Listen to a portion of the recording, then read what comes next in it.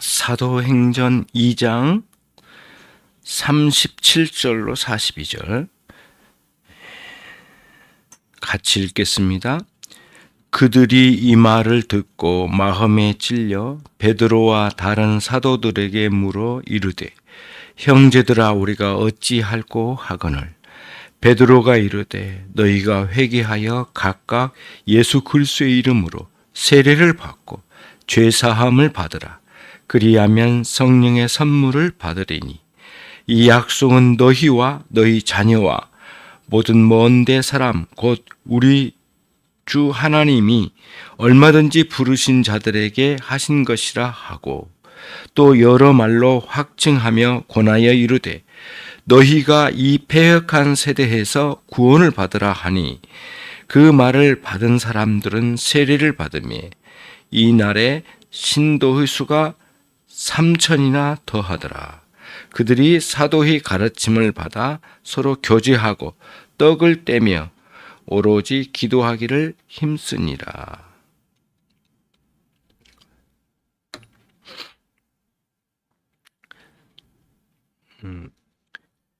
여기에 그 마음에 찔려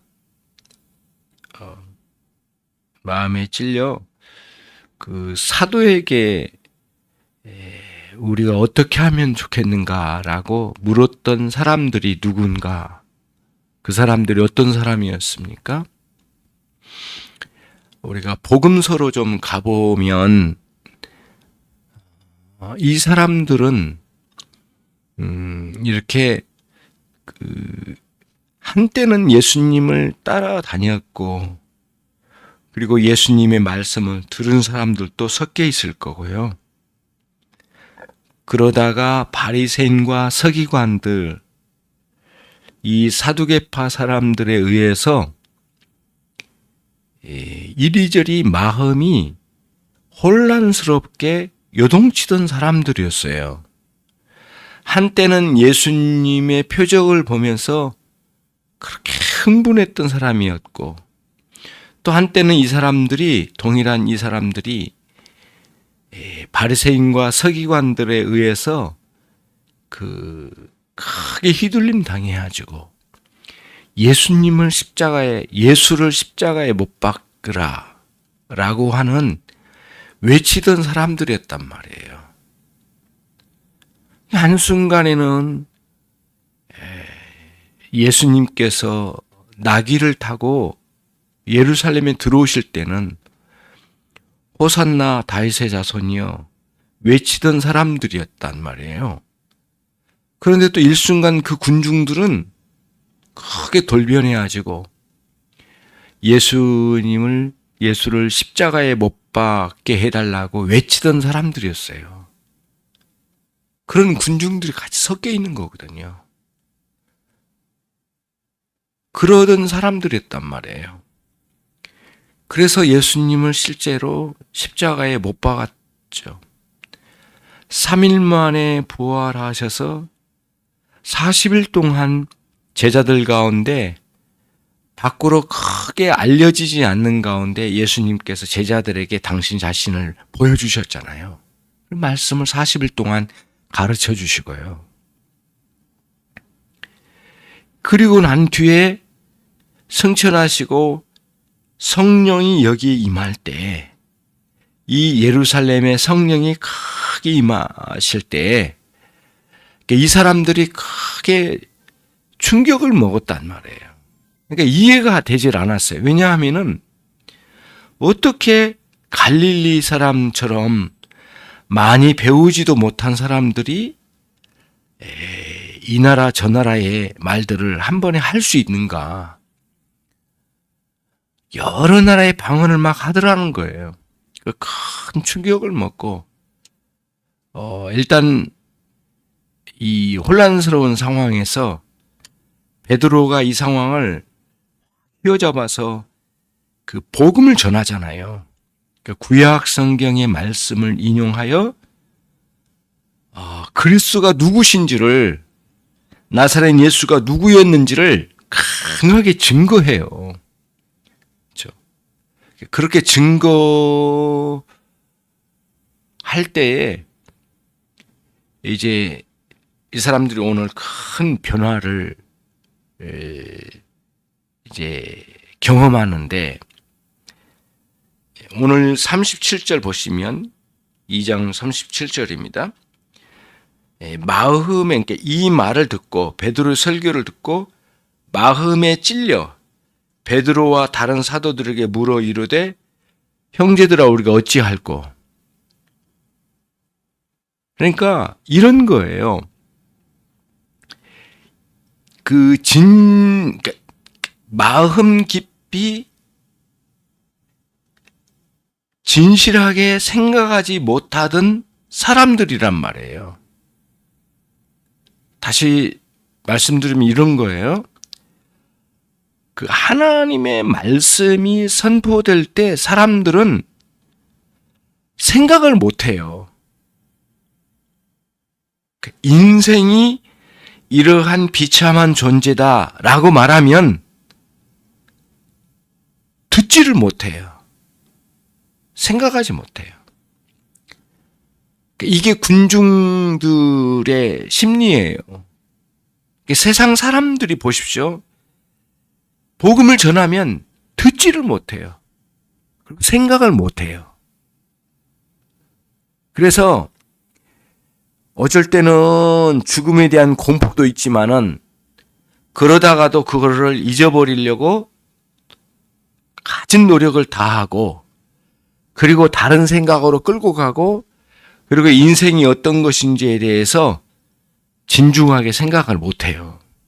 그게 군중들의 실제 상태거든요. 근데 이 군중이 딱 그랬어요. 나사렛 예수가 진실로 누구신지에 대한 깊은 생각을 못 가진 거예요. 그런데 표적을 보고는, 기적을 보고는 굉장히 놀랬겠죠. 좋아했죠. 예. 나병 환자를 낫게 하시고, 앞을 못 보는 사람을 눈을 뜨게 하시고, 앉은 병을 일으키시는 엄청난 표적을 보여주시니까 깜짝 놀라서 관심을 가졌지만, 저분이 진실로 누구신가라고 하는 깊은 생각을 못 가진 거예요. 그게 일반적으로 자연인들이 가지고 있는 그 어두운 세계에 갇혀 있는 사람들의 태도거든요. 자, 저를 보십시오. 저를 보셔요. 그런 거예요. 그러니까 결국에는 생각을 못 하는 거예요. 그러니까 한번 돌아보세요, 주변을. 세상 사람들이 예수 그리스도에 대해서 생각을 못 하는 거예요. 이게 전체적인 흐름이거든요. 그래서 오늘 군중의 태도를 보면 그거예요. 이 군중은 한때는 예수님의 표적을 보고 열광하던 사람이고, 또 한때는 예수께서 예루살렘으로 낙이 타고 입성하실 때 환영하던 사람이고, 또 한때는 이 사람들이 같은 동일한 종류의 사람들이에요. 이 사람들이 흥분해가지고 바리새인과 서기관들의 주장에 따라 예수를 십자가에 못 박게 해달라고 외치던 사람이란 거예요. 그리고 오순절에 또 사람들이 몰려들었어요. 근데 이때는 예수님도 승천하시고 이제 이 땅에 안 계시에요. 그리고는 이 오순절에 성령이 임하신 거예요. 그래 사람들이 딱 보니까, 성령 임하신 모습을 보니까 도저히 이해가 안 되니까, 이 사람들이 원래 생각이 없는 사람들이었으니까, 나사렛 예수가 누구신지에 대해서 깊이 생각을 못하는 거예요. 이게 사람들이 가지고 있는, 일반적으로 세상 사람들이 가지고 있는 흐름이에요. 그래서 우리가 이런 것을 우리는 세상이라고 하거든요. 이러한 태도, 이렇게 사는 것을 세상이라고 말하는 거예요. 우리가 물리적으로 보고 저기 이웃집, 저 사람, 그것을 세상이라고 말하는 게 아니라, 성경은 하나님에 대해서, 인생에 대해서, 영생에 대해서, 죽음에 대해서, 삶에 대해서 제대로 생각을 못하게 되는 것이 세상이에요. 정확히 보면 그거거든요. 근데 오늘 이 군중이 그거예요. 베드로의 설교를 듣고 있었던 이 사람들. 사도행전 2장 37절로 42절입니다. 생각을 못하는 거예요. 그래서 계속 지금 일관되게 문제가 되는 이 사람, 이 군중들은 베드로의 설교를 듣는 순간까지 제대로 예수 그리스도 나사렛 예수에 대해서 생각을 못했던 사람이라는 거예요. 이게 지금 전체 흐름이거든요. 그런데 베드로의 설교를 딱 듣고 난 뒤에 41절에 나와 있죠. 이날에 신도의 수가 3,000이나 더해졌더라. 그날에 베드로의 첫 설교가 있었던 날에 새로운 성도가 3,000명이 더해졌대요. 이 군중이 그 사람들이에요, 지금. 그러면은 제가 이제 말씀드리려고 하는 요지는 이거예요. 어떻게 이 사람들이 이렇게 충격적으로 베드로의 설교를 듣고 깊이 이렇게 그 마음에 찔려서 어떻게 해야 됩니까? 라고 외쳤을까요? 그게 제가 이제 강조해서 드리고 싶은 말씀이에요. 그토록 메시아이신 예수 그리스도 나사렛 예수에 대해서 생각을 못하던 사람들이 오늘 이렇게 생각할 수 있겠느냐고요. 그러면 이제 여러분 사람들은 말하겠죠. 베드로가 설교를 참 잘했어. 명설교야. 사람들은 베드로의 설교 칭찬을 굉장히 많이 합니다, 사실은. 물론 훌륭한 설교인 건 사실이죠. 그런데 사도행전이 말하려고 하는 의도는 거기에 있지 않아요. 베드로의 훌륭한 설교가 이렇대더라 이렇게 말하려고 하는 의도가 아니에요. 성령이 거기에 임하셨다라고 하는 거예요. 그러니까 사람들이 생각하지 못했던 무슨 생각이요? 인생에 대해서, 죽음에 대해서, 인생이 꼭 있어야 할 영생에 대해서, 하나님에 대해서, 우리의 메시아이신 그리스도에 대해서 생각을 못하던 사람들에게 생각할 수 있는 큰 변화를 일으키는 역사가 누구에 의해서 일어났냐고요. 사람들은 쉽게 말해요. 베드로의 설교가 좋았다. 진짜 명품 설교다. 그렇게만 말하면 사도행전이 말하려고 한 것도 완전 빗나가는 거예요. 이거는 베드로의 설교에 의해서 그렇게 된 게 아니라 하나님께서 물론 베드로의 설교를 사용하신 건 사실이에요. 그러나 성령의 역사하심이라는 거예요. 이 관점으로 가보면 굉장히 중요한 게 뭐냐면은 유명한 설교자들의 위험성은 자기 설교에 신뢰를 가질 가능성이 많거든요. 유명하지 않는 그런 목회자일지라도 자기 설교에 대해서 신뢰를 갖고 자기 설교가 얼마나 훌륭해야 하는지에 대해서 많은 생각을 갖되 그게 틀린 건 아닌데 성령의 역사하심을 기대하지 않고 바라지 않고 구하지 않는다면 사도행전에서 말하는 의도하고 다르다는 거예요. 그거를 제가 지금 드리려고 하는 거예요, 말씀을. 성령님은 예수님께서 말씀하셨어요. 이미 예수님께서 요한복음 14장, 15장, 16장에서 말씀하셨잖아요. 내가 너희들에게 보혜사 성령을 보내주겠다. 그러면서 보혜사 성령이 너희에게 오시면 생각나게 하리라. 나의 가르침을 생각나게 하리라 이렇게 말씀하셨거든요. 생각할 수 없었다는 거예요, 사람들이. 비로소 성령이 임하심으로 생각할 수 있었던 거예요. 굉장히 큰 변화가 일어나기 시작한 거거든요. 그러니까 성령께서 오시면 제일 중요한 게 뭐냐면은 생각하는 거예요. 도대체 내가 이렇게 살아서 되겠는가?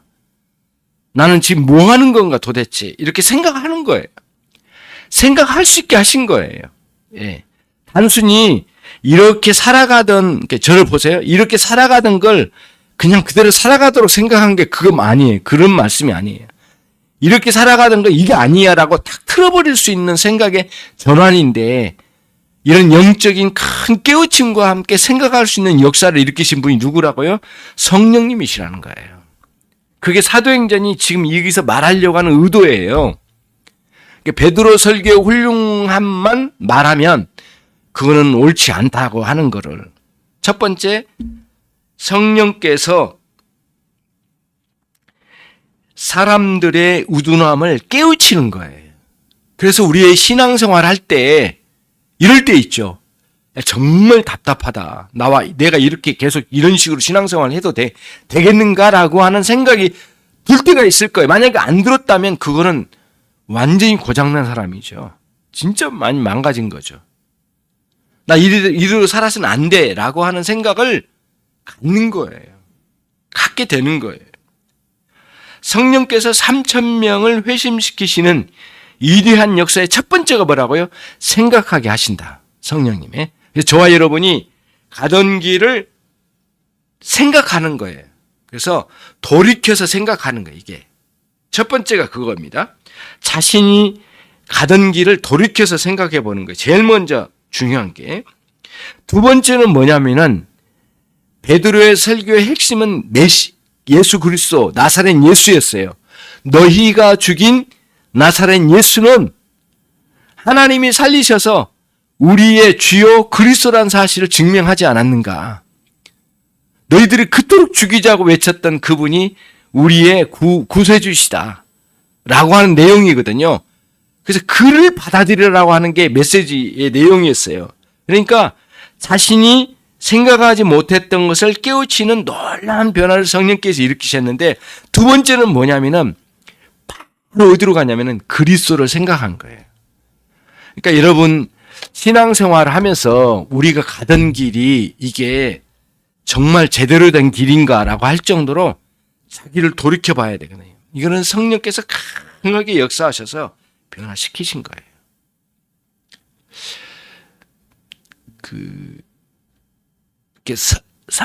어떤 설교자나 이런 분들의 글을 이렇게 보면 정말 그리스도를 중심으로 외치는 설교하고 정말 자기 지식을 많이 풀어서 하는 설교하고는 굉장히 차이가 있거든요. 그리스도를 중심으로 설교하는 게 좀 투박한데도 굉장히 강해요. 큰 소리를 안 치는데도 마음에 와닿는 것은 강력하거든요. 그리스도를 사랑하는 마음으로 그리스도를 중심으로 전하고자 하는 그 열정이 있어요. 그래서 오늘 또 보면은 생각나게 하신 성령님이 바로 어디로, 그 성중들을 어디로 끌고 가요? 바로 그리스도를 생각하게 해버린 거예요. 바로 이어서. 그게 이제 오늘 본문에서 보여지는 아주 중요한 내용이죠. 그래서 베드로가 이제 38절에 그러죠. 너희가 회개하여 각각 예수 그리스도의 이름으로 세례를 받으라. 그리고 죄사함을 받으라. 그러면 성령을 선물로 너희에게 주시리라. 이렇게 말씀을 선포하면서 더 끌어당기고 있죠. 그렇죠? 그러면서 회개를 촉구해요. 회개를. 네. 회개는 저와 여러분이 회개에 대해서 간단하게 이제 말씀드리고 결론을 내릴게요.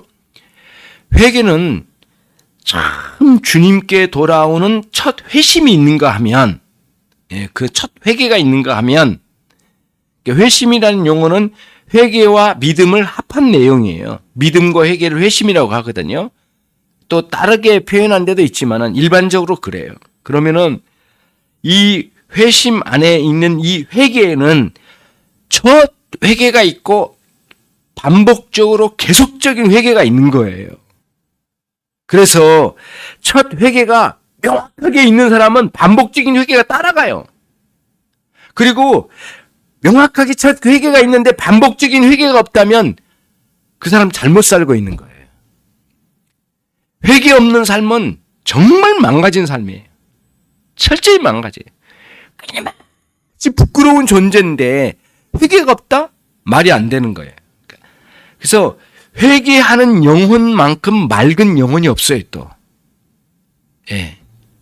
그렇게. 또, 하나님께서 가장 현재적으로 신자들 가운데 예뻐해야 하시는 사람들은 누구냐? 지금 현재적으로 회개하는 사람이에요. 회개하는 사람이에요. 그러니까 마음에 크게 뉘우치면서 돌이켜보는 거예요. 부끄러운 자기의 수치스러움을 돌아보는 거예요. 예.